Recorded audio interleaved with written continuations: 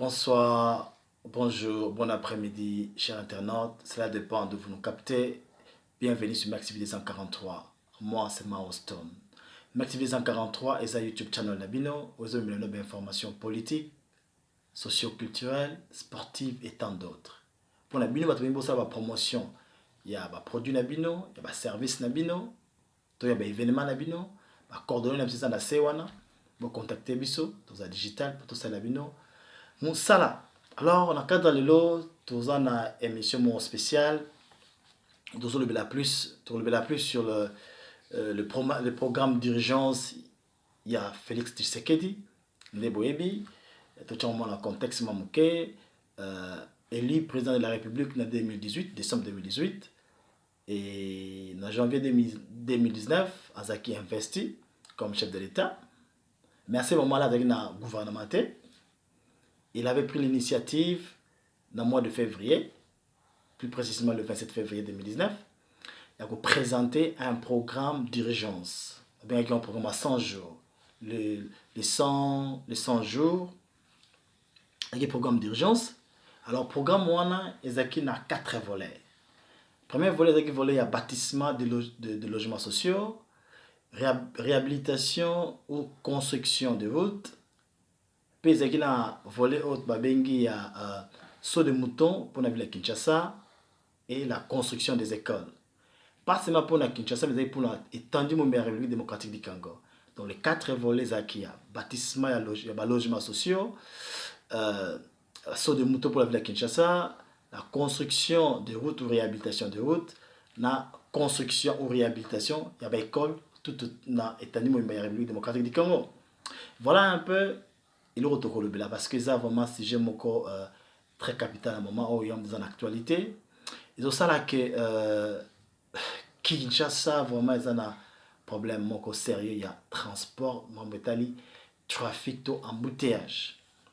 Nous avons dans un contexte mamouké. Nous avons un programme national qui est prévu en décembre 2019. Alors, nous avons le 27 février 2019, présenté ce programme la présidence de la République comme institution, initié par le chef de l'État Yemoko.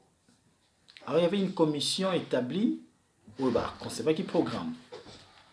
En présentant le programme, coup, il y a saut de mouton, parce que il y a plus saut de mouton à Kinshasa, ville à Kinshasa. Saut de mouton, ils ont estimé, estimation il y a coût, dans le moment où on a, dans le 27 février 2019, il y a 22 500 000 dollars. Mais le coût global, il y a projet ou il y a programme, avec les 4 volets, c'est qu'il y a 300 millions de dollars. Alors, qu'est-ce qui se passe maintenant? Il y a un problème. Nous avons vu que tu as plus de Kinshasa sur le saut de mouton. L'objectif de saut de mouton, c'est pour essayer un peu de alléger l'embouteillage de la ville de Kinshasa. Pour bien le trafic avec Makassi, embouteillage avec Makassi dans la ville de Kinshasa. Alors, chef de l'État, a un programme il y a 100 jours. Avec une initiative, il y a bien, c'est un peu pour débloquer la situation, il y a un embouteillage dans la ville de Kinshasa, pour alléger un peu la situation de la ville de Kinshasa dans l'embouteillage. C'est pourquoi cette initiative, il y a un saut de mouton. Alors, mais il est là. Parce que depuis que ça projet, depuis le programme, on a un projet, il y a un saut de mouton. Il est là, comme en février 2020, et là, comme Salama, T. À titre de rappel, dans le lobby, le sujet à saut de mouton, il y a Kinshasa. Mais le programme, il y a les 100 jours au programme, ils ont les sauts de mouton. Il y a besoin de 4 volets. Construction, il y a la route, réhabilitation de la route, la République démocratique du Congo Mobimba, réhabilitation ou construction des écoles, bâtiment, il y a des logements sociaux, dans le programme à saut de mouton. Donc, les locaux, ils ont un saut de mouton pour il y a des opérateurs de mouton passent dans la ville de Kinshasa. Mais nous aurons prochainement pour tout le là les programmes, les 4 volets à programme. Alors, toi qui n'as pas mon avis, ce sujet, ils allaient le saut de mouton. Donc voilà, on est dans le but que non, Zaki un un programme, une initiative prise par le chef de l'État, mais M. Félix Tshisekedi, pour alléger dans la situation, il y a embouteillage dans la ville de Kinshasa. Pour trafic dans la ville de Kinshasa, pour tout le monde, combo, mususu. Pour yo mutofanda na ozone, ofanda na pompage, tofanda na Massina, pour que dans le centre-ville, il faut la à 3 h du matin, pour embouteillage, c'est terrible. Il y a jeté. Il faut la à 3 h du matin pour bandamsa à 7 h. Et il faut à 22 h. Embouteillage, tu as vu que la grande ville, il y a un trafic à ma casse. Ouais, ville à Kinshasa, tout le monde comme Moussous. Tu évité, tu bien en ligne. Pour tout ça comprendre. Voilà d'être le but, c'est une initiative à chef de l'État. Donc, dans la chaîne, on peut dans le contexte, il y a les solos, tu as talelo. Mais ce tu as solo parce que ça ne marche pas. Depuis février 2019, si les lots, comment que salami ils allaient. Donc, toi qui n'as pas fait, dans le lobby. Le 27 février 2019, on présenté ce programme. On a appelé sur le saut de mouton. Alors, on a appelé ça qui coût, évaluation, il y a coût, il y a saut de mouton, il y a qui 22 500 000 dollars. Selon le projet, le programme présenté, il fallait voir ça, le paiement, on a deux tranches. Les caisses mal, il faisait à 7 500 000. Et après, enfin, il fallait décaisser 15 millions de dollars. Pour voir si ça va travailler. Curieusement, tout le monde ici, quand mon côté, ça appelle, ça offre, il y a un marché, et ça l'a maté. Le marché qui est attribué dans Batou, l'entreprise n'existe même pas, ça n'a même pas d'expertise. Mais ce qui est attribué dans l'entreprise, il y a Ndekoya, camarade, Makambouana, tout le monde a un régime passé, mais les autres continuent au monde en sous-sicor. À l'époque, il y avait un gouvernement, il va faire courante, il y a M. Bruno Tshibala, mais Marzaki impliqué dans Makambouana, dans le projet Zaki plus la présidence de la République comme institution, il demandait qu'on gérer. Il fallait tout s'attendre à ce que ça va appel, ça va offrir un marché, ça va monter. L'attribution, c'est la d'une façon arbitraire, d'une façon amicale, d'une façon familiale. Parce que tout le monde appelle mon côté offre, mon côté salamate. Donc, marché, on est arabe, mon camarade, Nekoya, l'entreprise n'existe même pas. La norme, écoute, la norme. Conséquence, il y a tout le monde à là. Et là, au moins, ça, ils sont salamate. Depuis février, il est là.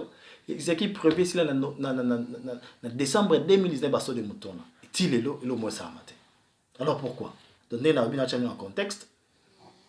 Mais, basso de motos qui, au moins, je pense au moins 9. Il va ça 9 pour la ville de Kinshasa. Vous avez moi que vous avez il fallait ça un rond-point Mandela, un rond-point Sosimat, un pompage, Pascal na Liberté, des bonhommes, na boulevard Lumumba. Mais il est là comme ça matin. Car attends, IDP c'était le non. Qu'est-ce qui se passe? Qu'est-ce qui se passe? IDP s'habille, mais va crier, il va lever ton. Il faut comprendre de l'eau comme moko te. Faut que nous retardions.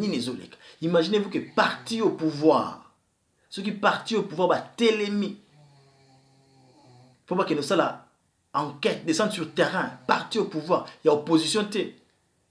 Mais c'est l'eau quoi. Faut te réfléchir deux fois. C'est que quelque chose ne marche pas. Parti au pouvoir.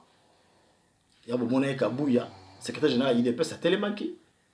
Tu as télémiti les lots. Président intérimaire, il y a IDP, ça télémi. Babine trop, c'est trop. Faut pas qu'il y ait l'eau, les olés.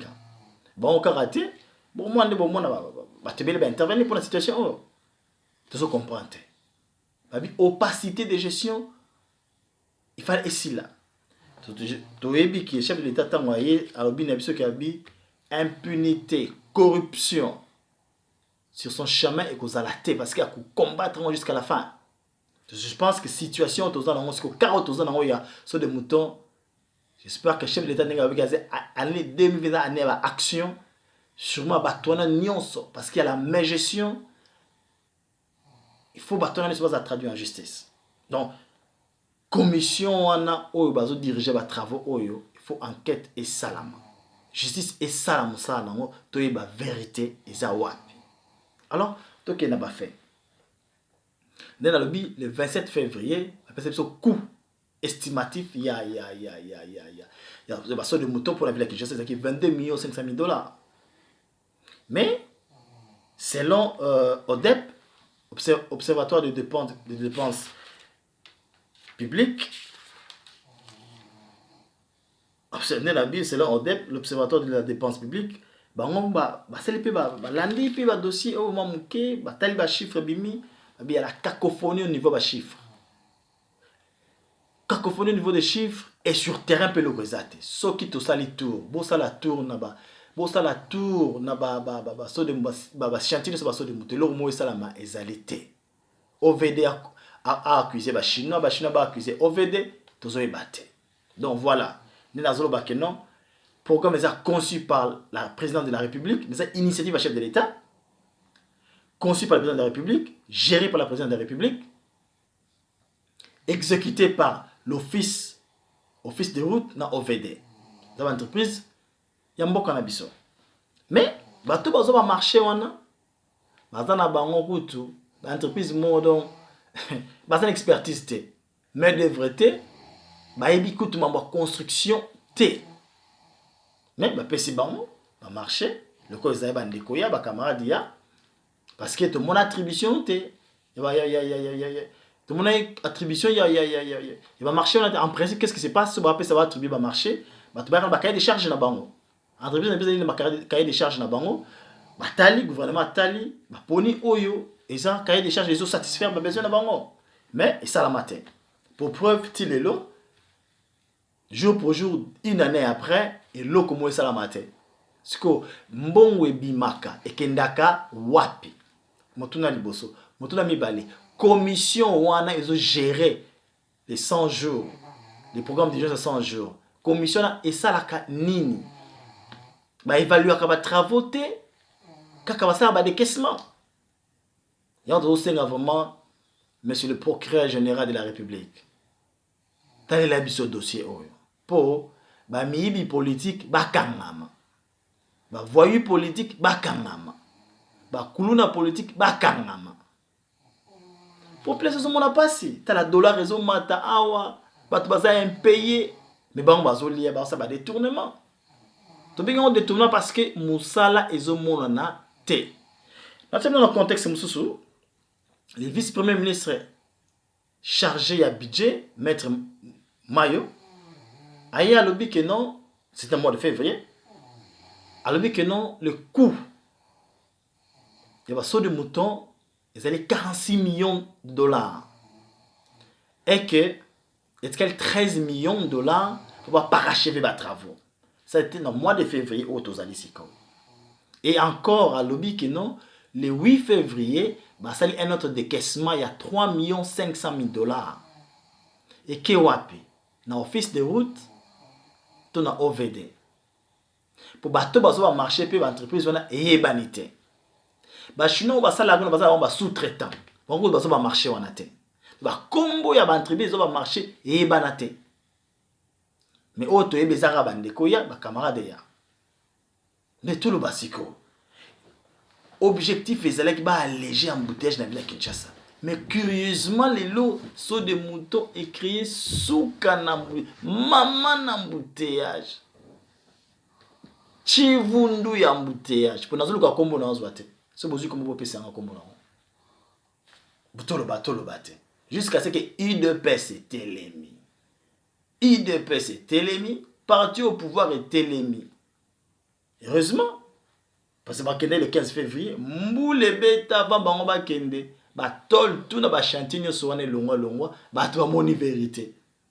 Nzambala la rate, abimisi baron en poisson. Et loko, tout le monde na chantier, et loko ezate. Embouteillage terrible, les aussi la rate. Comment tout grave, sans un vol. Na représentation d'Angeli, na 18h.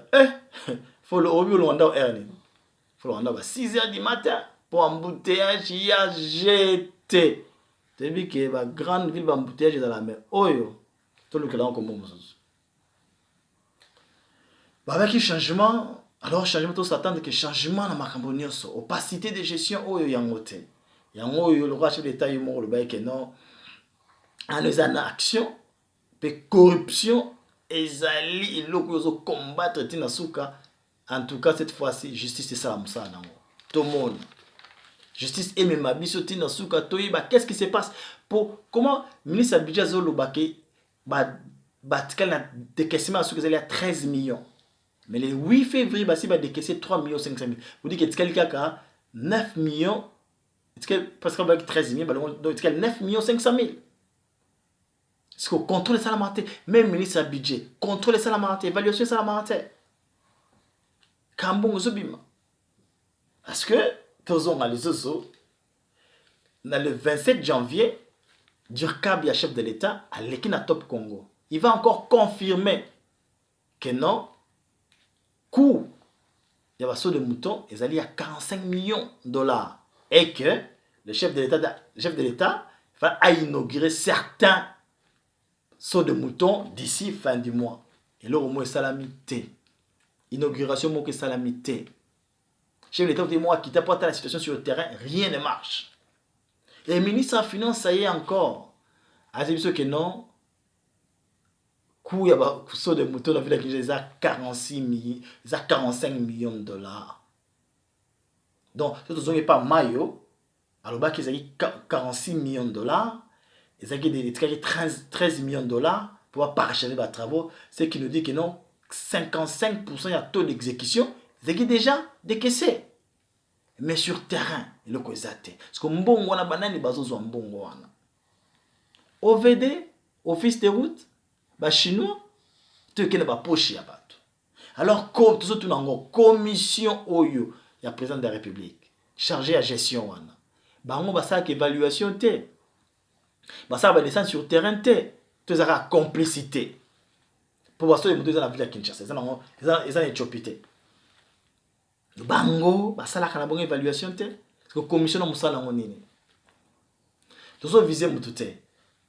Tu so viser mutute.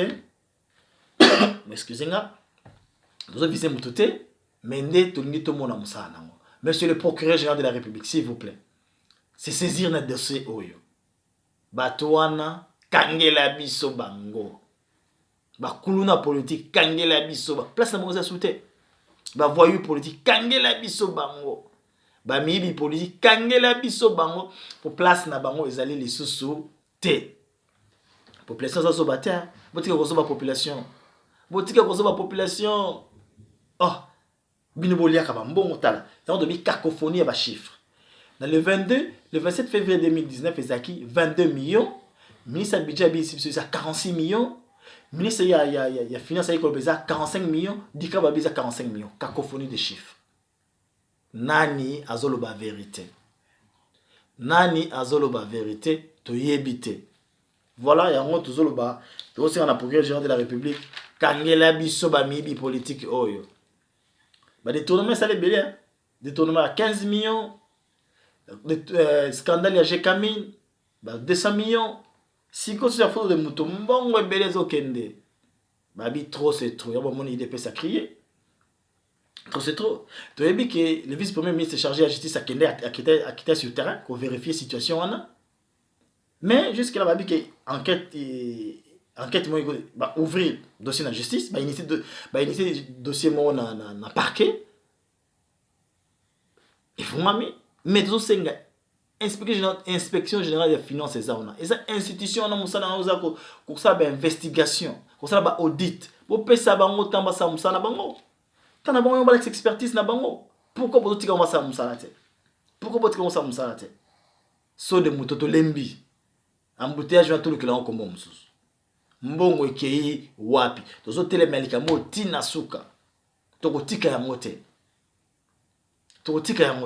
mais tout ça comprendre tout moni IDPS va déclarer ba crier ba scandale mais Willy Kambale ministre de la jeunesse sport et loisirs il y a le bilan les programmes de 100 jours ezali bilan 100% positif to ebiti afanda na ville nini afanda na république nini fanda na République démocratique du Congo to fanda na mboka nini to izaka kazoba parce qu'il faut pas loba parti au pouvoir paix ba on peut pas déclarer abezo simbate zo simbate mais dans le lobby deuxième information que non depuis le 8 février 2020 instruction judiciaire moi Fungwamaki auprès du bureau il y a procureur général près des cours d'appel il y a près à cour d'appel de Kinshasa Matete dans le dossier Fungwamaki kuna to senga monsieur le procureur général landela ce dossier Tinasuka pour boye ezo simbate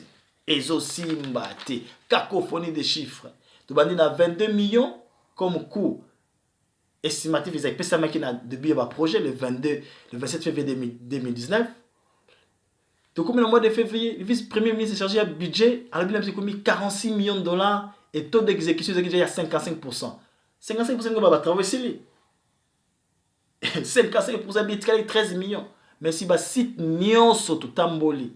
Ce bokine ba site nyonso na ya rond-point Mandela, Sosimat, Pompage, Liberté Pascal, des bonhommes.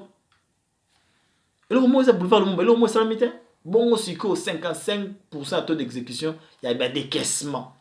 Mais sur les travaux de terrain, même pas 10%.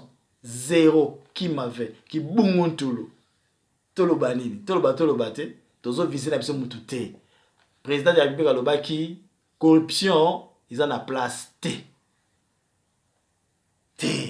Ils en a place T. Alors, enquête, ils ont instruction judiciaire, ils ont auprès, il y a un bureau, il y a procureur général, il y a cour d'appel à Matete. Vraiment, il faut qu'il y ait une instruction là dedans. Parlement, le Parlement, c'est un instrument de contrôle. Parce que tu as vu qu'ils sont gérés par la présidente de la République.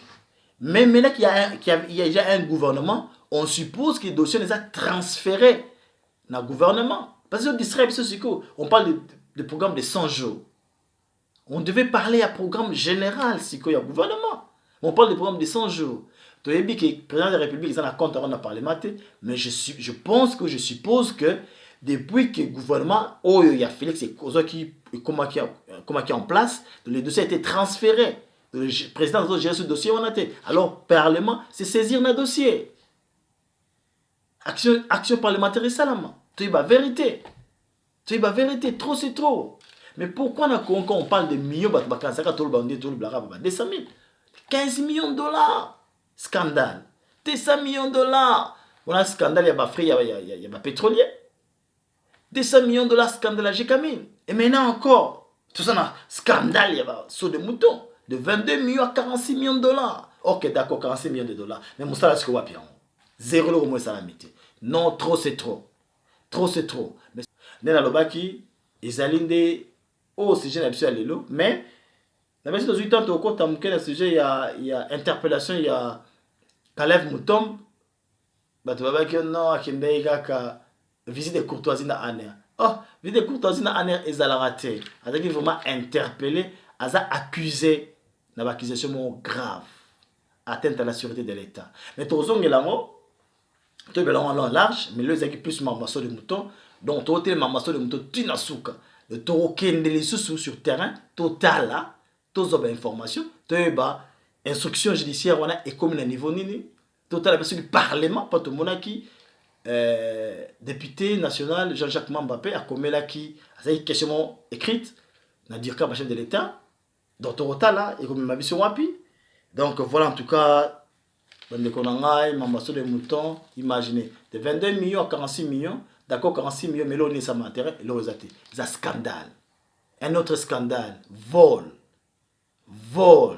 attribution de marché, l'anda écoute, norme, l'anda, kabola, et on va marché, entreprise inexistante, OVD, exécutant, mais rien de sous-traitant. On a besoin de marché, tu vas monter. Voilà, nous avons une émission donc on a des détails à Makasi sur ma pour enquête des alibis, c'est donc voilà. Émission pour il y a sur le sol de mouton, il y a Kinshasa. Donc tu reçois les sous pour te passer des détails. Les gars te l'obaka Sabino biso zate. Bina tu bossa la ketozala. Yango na remercier ba o balinga biso. On va soutenir biso. Nous souvent en tout cas souscrire massivement na channel Nabino, Max TV 243, pour souscrire vraiment massivement, pour s'abonner. Soutien, il y a d'autres choses, pour s'abonner, pour ça, pour ça, pour moi temps, et soutenir, pour soutenir, pour ça, bien, sorte que tu continues, Moussala. Yango, on va profiter de la pista, on va soutenir, biso, n'engezala rara. Yeah, babi, Tunes Maluka, dont on parle, Yoibika, mon frère. Yango, Maso Nabino, Yango, Pati Loaka, babi, Mboka, na Mboka, Zala Bakonzina, Yango. Maintenant, Charles Roy. Notable ça Pati Loaka et si vous allez mon frère la salutation na yango quoi Tunes Maluka neka na lobi ebika mon frère Mans Maindu l'autorité morale les grands communicateurs les grands stratèges Mans Maindu yo ebika mon frère Masolo Tokos Koto Yemoko Dieu merci Mouroula mais c'est l'ingénieur yo ebika tolo de boss pa ebininga zaza mpande zolanda Masolo ebika nezalara yaba biso zoluka naku na London City. Donc, Alga, pour y avoir ça, property management. Donc, adresse que bima, va coordonner aux Alarana, Bengayo, Lukanda, pour London, déménagement, tout donc, Alga, Zawana, quoi. Alors, ça, la qui toko. Ça, la moussa qui toko. D'abord, Bengara, tout ça va coordonner à Bengaï, les Alarara. C'était là, avec chocolat chaud, c'était là, made London, Yobika. Yobika, les Alara, petit frère. On a même de petite sœur, Yobika. C'est là, chocolat chaud. Moi dans London City. Voilà, Naz Kalonji, babi, les Londonais sans adversaire, Naz Kalonji, Nazer. Janobile, Yubika, mon frère, Nazozela. Yémon, les grands stratèges. Spagmatondo. Les grands stratèges Spagmatondo. Yubika, Neto Solama, Solamo. Willingoma, babi, Willingoma. Et Paco la Mizawana, Motolanzambe. Les gars du temple, Willingoma. Yeah. Yébika mon frère en solo rara. Yeah, les voisins les plus rapprochés, il y a Donald Trump, Papson Massiat, mon Amérique, Wapi Kali, mon Amérique les sous, Kali Widila, mon Amérique, il y a Gilemba, babi staff Mobimba, il y a NCK, il y a Banankolo, les anciens d'Enkolo, Ndika Wibika Masole Zalara. Donc voilà quoi, trouver pratiquement la souka, bino tout bolinga abiso, Wibika Nezala. Voilà quoi, donc trouver la souka, tout prochainement, tout là détail encore sur l'interpellation, la Kalev Mutombe, et puis tout là, tout peut sabino dossier où il y a ceux de Mouté comme tout là de la montée na souka.